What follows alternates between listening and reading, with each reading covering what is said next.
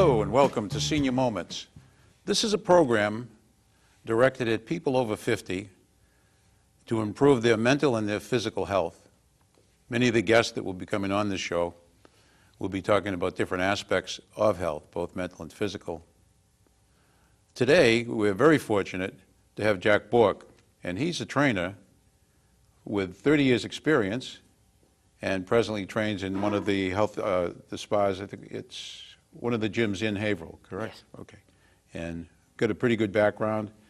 And so we're really glad to have you come here because what happens to us as seniors, we can get very efficient at life. And some people call efficiency lazy. But efficiency is a nice way to do it, and we find ourselves doing less and less all the time. So I do go to the gym as often as I can, and I just thought it'd be great to talk to someone who has got so much experience working with people. And I think I can learn some things from you. So really thank you for coming today. And, thank you. Now tell me, 30 years experience. So you started out, do you have any specific certifications to be a trainer, or is it just kind of just gather a lot of information over a period of 30 years? Yeah, trainers have to be certified by an association. I'm currently certified with AFA, Aerobics and Fitness Association of America, as an advanced personal trainer.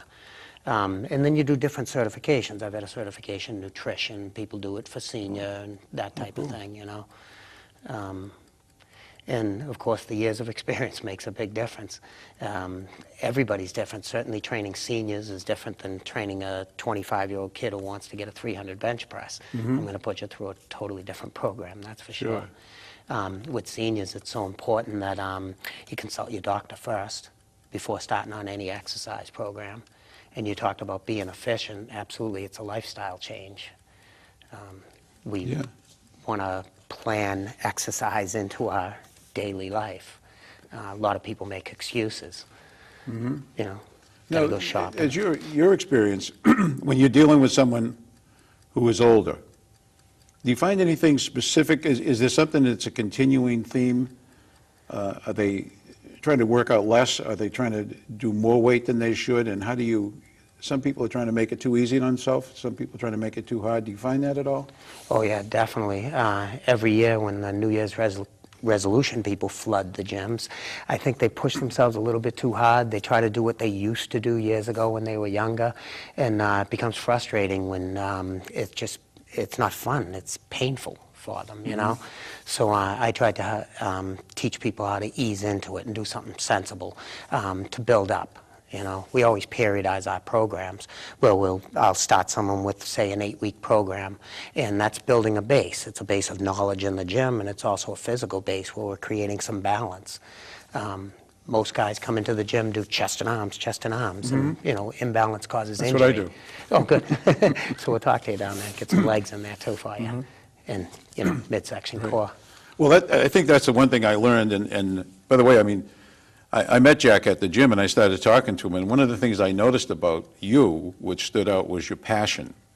Oh, There's a lot of passion about what you do, and it's not so much, you're really going out to help the person individually, you know, as trying to get as many training people as you can, you know, to get in there. And that's what I noticed, and that was really interested me, and that's why I wanted to talk to you here. Now, my thing is, and what I've learned recently because of sore lower back, is core muscles.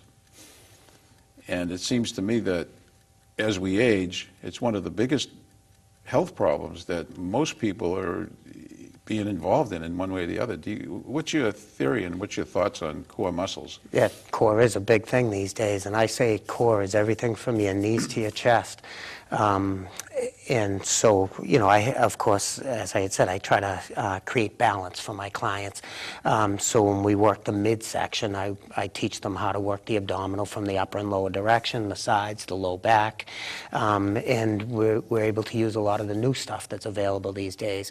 The BOSU, the half ball, it's an acronym for both sides up. I tried it. That's a killer when you first get on it. Yeah, that thing's great. You stand on there and you're going to fire up all sorts of little muscles that you hadn't used for a while, you know. You know, and again, I would start someone at their level and you just advance them accordingly, you know, according to what they're able to do.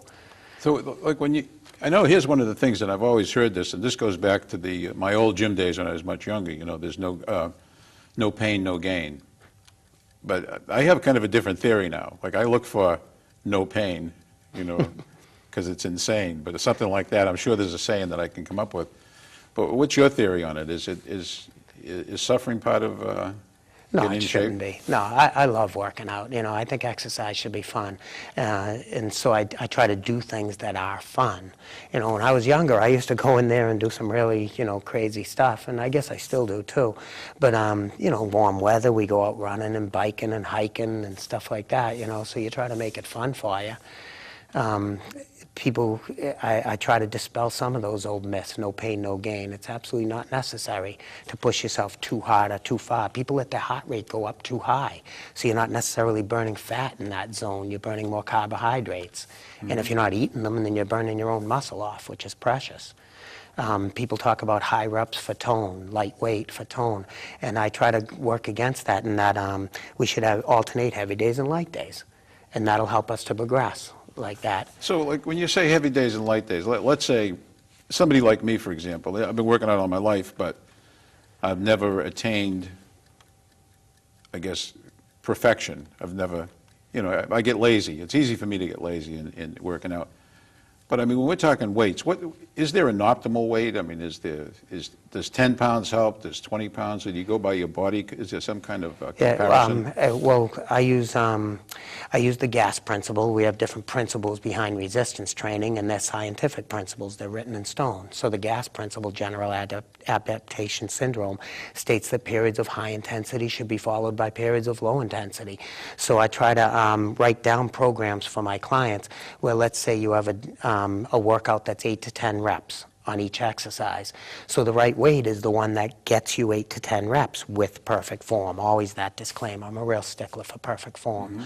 And then so that would probably be a heavy day for you. And then on your light day, let's say you're doing about 15 repetitions. You could be doing the same exercise, but just a lighter weight and more reps. And then to alternate those two back and forth rather than just always doing the 15 rep stuff that a lot of people come in and do. I equate it to curling a can of soda. I can curl that 8,000 times. I'm never going to build a bicep. I'm only going to hurt my elbow. So we don't want to live and die by any one thing, high reps in particular. And do you think, and I've always been try to figure this out, I have a tendency to find exercises I like and stay with them. So like and I know this is, again, efficiency or laziness, but I find that I want to do the same exercises, excuse me, over and over because there's like I like to do bench press. I used to like to do bench presses, some curls, and 2 or 3 other things, and I would call that my workout. Okay. But you know, now that I have a trainer here, something was wrong there, wasn't it? Oh, definitely, and the studies support that, that the same exercise becomes old. The muscles don't recruit as many fibers to perform the same movement after so many weeks of doing it, and literally just weeks. People come into the gym and they'll be doing the same routine for 10 years. So that's where they end up coming to me, so I can give them something that periodizes. It's constantly changing, so that it'll stimulate new growth. It helps to prevent plateauing in your results. And where I said a heavy day, light day, I might have bench press on a heavy day, and on your light day, you might use a chest press machine. And I tend to do that myself. I tend to go free weights on my heavy days and machines on my light days. I use cables for both, but we reap the benefits of all the above. Free weights help to develop our stabilizer muscles. Cables give us a continuous tension throughout the full range of motion, and a machine might isolate just the muscle we're trying to use. So I bring my clients around the gym and try to reap the benefits of all the above. Okay. So then, let's see, here's another theory I had at one time. I used to try to lift a ton. Now, where this came from, I just made this up, so this isn't a good thing to do, I don't think.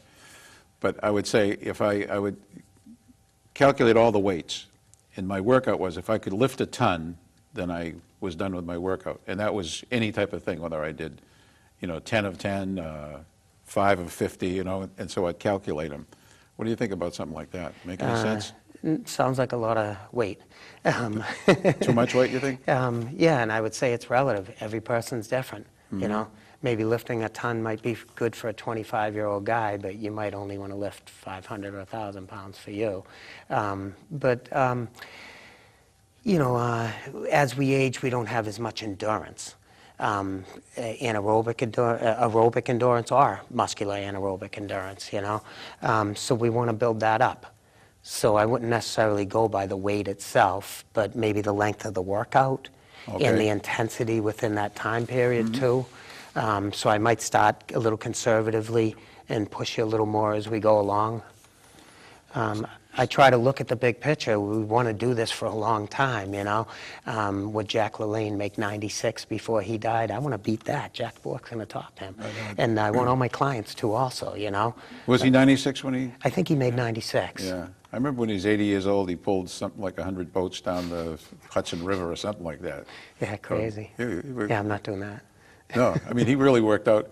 But I think that's the thing. I think what happens, and I talk to a lot of people who are older, and they develop a belief that they can't get any better. I mean, they're in this shape, and well, I'm 60 years old, or I'm 70 years old, or I'm 80 years old, and they do this kind of this defining belief that it'll never get better, and so that's their reason not to go into a gym and not to try new exercises. And do you ever find? I mean, the psychology of exercise is really important. You know, that mental discipline to just show up and do it and get into it. And I think as the results come, it becomes a little more motivational for you that, you know, you all of a sudden start to see these physiological changes. And it gets you to want to go to the gym more. You know, of course, having a trainer too helps to motivate you. You're scheduled to be there at 9 a.m., you're going to be there. Otherwise, if you didn't have the trainer, you might just blow it off and make an excuse. Oh, I had to go do this, you know. Well, you know, and I mean, I'm now that I know more about training, you know, because since I've been talking to you and I've talked to a few other people, I start to see the value of it. I always used to put myself in the thing, well, I'm my own best trainer. That was my theory. And I knew nothing. Except, you know, I would watch people. That's the only way I could do it. I'd watch someone do it. And now that I'm starting to see the value of a trainer, I mean, especially as we start to get older, you can save me from a lot of problems. A lot of injuries and a lot of sore elbows or sore shoulders. Oh, definitely. Where I had said that my programs are all geared towards balance. Imbalance is the #1 cause of injury in the gym. So to have a trainer put together a balanced routine for you is just going to be so much more safe and productive for anybody, but especially as we get older. It's so easy to get hurt. Muscles grow faster than they develop more rapidly than tendons and ligaments. So we want to make sure that we're not, you know, locking out the joint. You can pull up on your iPhone a routine. You can get a workout, you know, but there's nobody there to tell you that you're doing it correctly. Right. I see bad form in the gym all the time. I see it. I mean, and it's one of the reasons I originally became a trainer because, you know, if I'm going to help people to correct that form, I want that piece of paper behind me too. well, I know it drives me crazy. With a couple of the things I see in the gym now is people do these exercises real fast. And I know what they're saying, like I get 10 exercises to do, I'm going to do them as fast as I can and I'm out of here. Yeah. But, you know, I mean, in fact, you gave me, what was the count now? You told me there's kind of a good way to count exercise. Yeah, definitely. I gave you about a 5-second tempo. Let's say we're doing a pull or a roll like you were just showing me, that you know, you can pull it in powerfully. And I try not to use the words fast or slow. So you can pull powerfully, but always control your negative. Fight the resistance on the way back. People just let it pull them, and that's only going to pull on our joints. We actually get more benefit from the negative than we do from the positive. So I make it a second or so longer. So if you're 2 seconds in and 3 seconds out, then you're really going to tear up the muscle and protect your joint.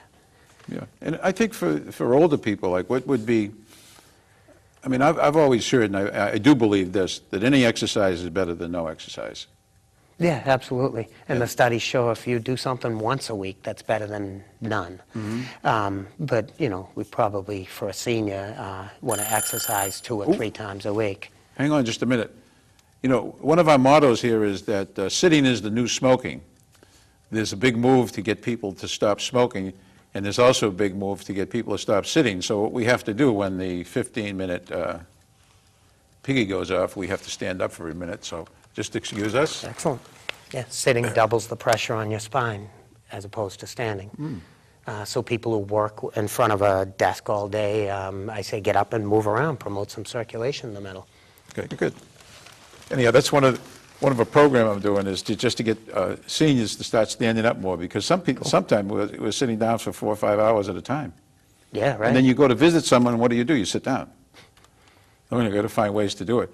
Now, let me say that, what about in the gym that we met in, they have a series of exercise programs like spinning, for example. Now, I used to do spinning, and I got really great at it, but then I found, and I think it's a plateau. You mentioned the word plateau.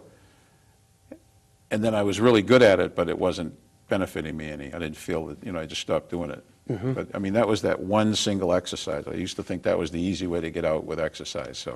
Yeah, well, I try not to live and die by any one thing. I've certainly had my spinning phase, and boy, you can burn some good calories in there.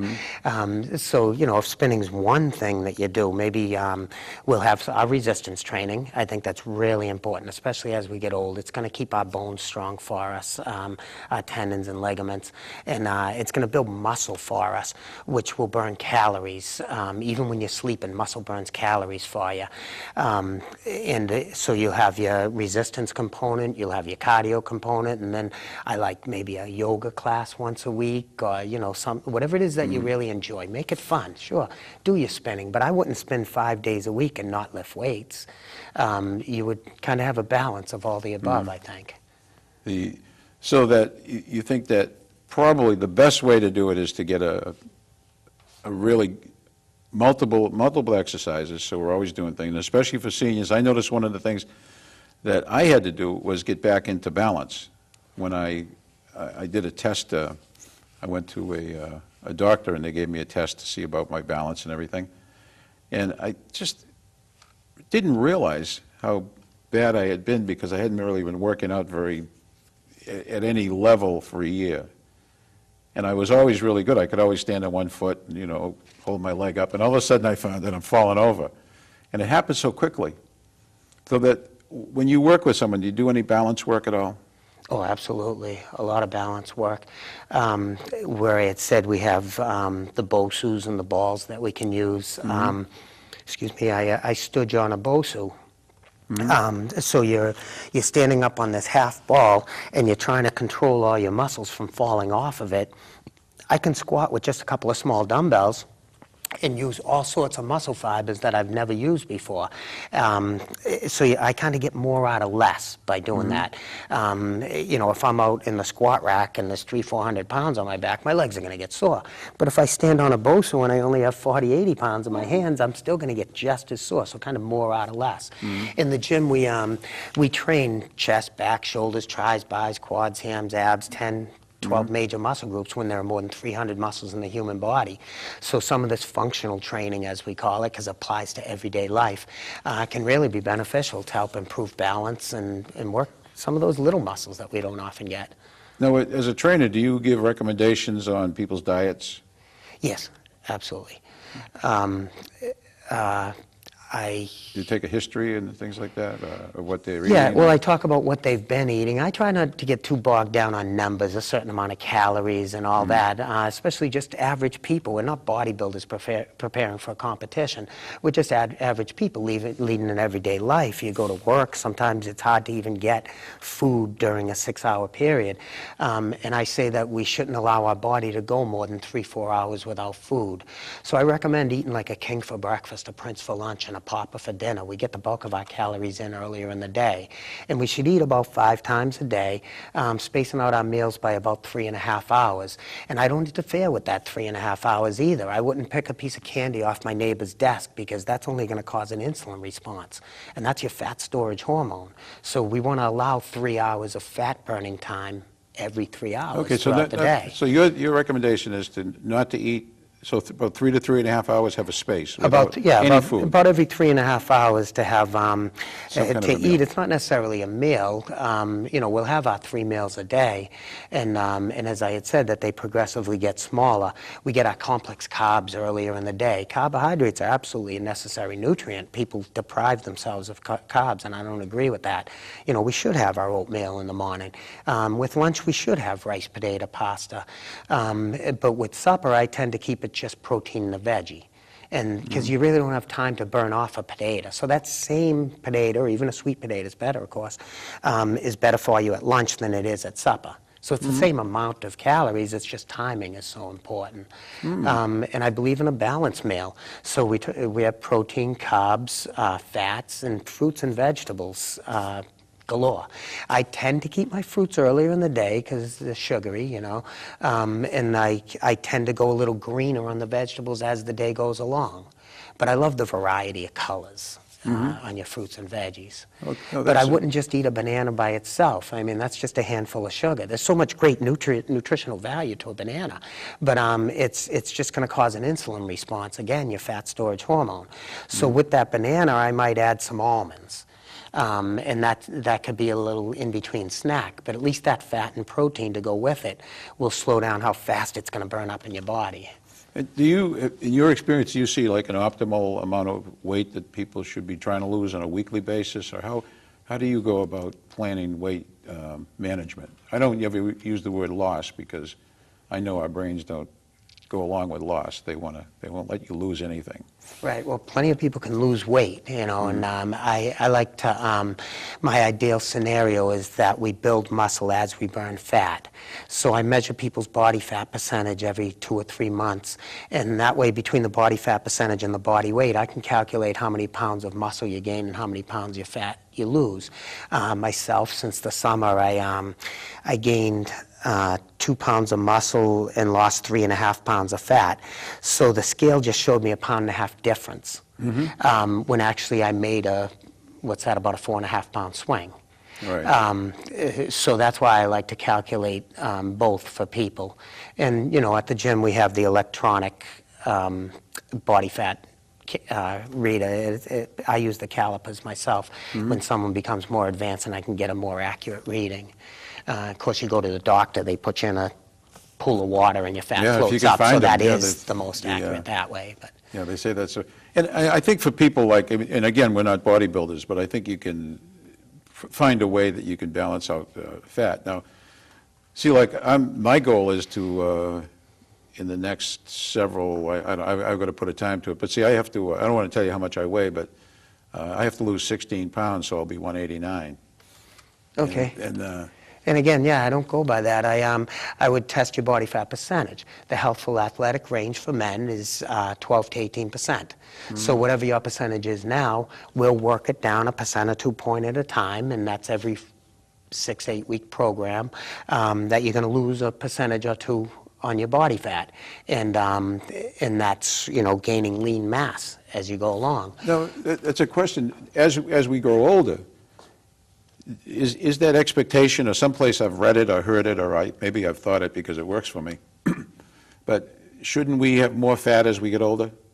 So if you're saying, like, what is it, 12 to 18 is the athletic measurement. So should an older person be looking for that same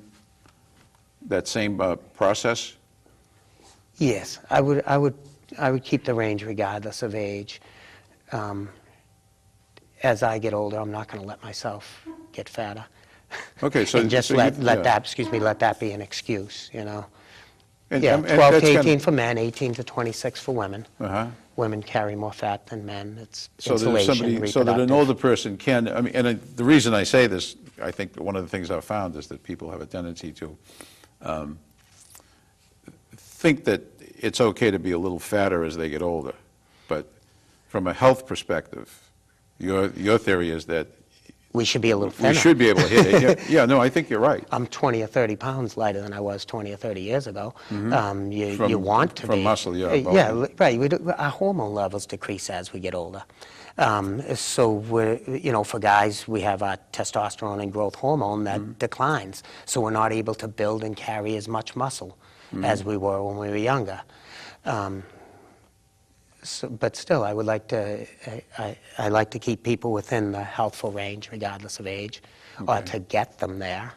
Yeah, or at least they have a goal. I mean, Right, you're and heading more in than that direction. pounds, more than to, than to say, oh, you need to lose 10 pounds. I Okay. would say that you need to drop your percentage by 5 or 6%, something like that, because Okay. you hopefully will gain some muscle as you're losing some fat.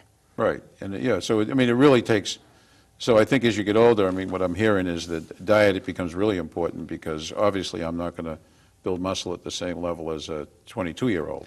Right, and you But probably toning is wouldn't, really important. probably wouldn't need as many calories as you get old because you're not as active as someone that's younger.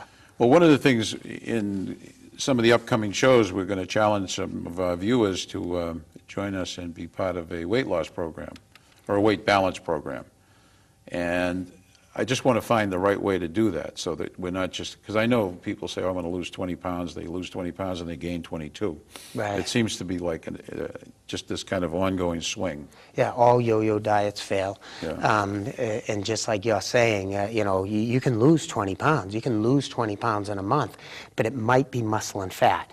And next month, when you put 22 back on and you're gaining just fat back, you've put yourself in a worse position. Yeah. So I try to look at the big picture. We want to be here forever. So, yeah, a Long long time, range. anyways. Right. Yeah, no, and I think it helps every part of your body if you can lose weight. So now, what is your best recommendation? You've met a lot of people. You've seen a lot of older people. What's the best recommendation for someone who's sitting at home watching us, and they might be a little bit nervous about going to the gym? What would you recommend? Well, getting active absolutely is what we all should do. Try to do something almost every day or as much as you can. But if someone wants to be on a program, I mean, don't be shy. Go down the gym, talk to the fitness director, and go through the free session like we do at ours, and do hire a trainer. I think it's worth the money because you're getting not only a longer life, but a better quality of life. And we don't want to get hurt. People come to me in the gym that have been doing the same stuff for years and years, and they want me Yeah. to show them how to do the stuff right, how to put it together correctly, so that they can be here for a lot more years to come. Sure. Put all their candy bar money into training. Yeah, absolutely. Sure, there we go. That's probably a good idea. People will spend $40 a week on coffee. Right, So they could be find another spending way it to on do it. training, right. All right. I like it. Hey, listen, we're going to run out of time, but I really appreciate you coming, Jack, and I think we learned something. And what I'd like to do, I want to know if it's all right, we want to bring the cameras over to the gym and maybe actually watch you training somebody, and so that we can actually see some in-the-field type of work, and people, at home can at least get a better idea what they might be encountering when they come to a gym and they want to start off. So I Yeah, want to thank you absolutely. very We'll much. train you. Oh, good, yeah. You can use me as a guinea pig, that's Okay, fine. good. Okay. Well, thanks a lot, and thanks everybody for being with us. And I want to thank Jack for coming out today, and I know he's got to get back to the gym because he's got some people waiting for him, I'm sure. Okay, thank you.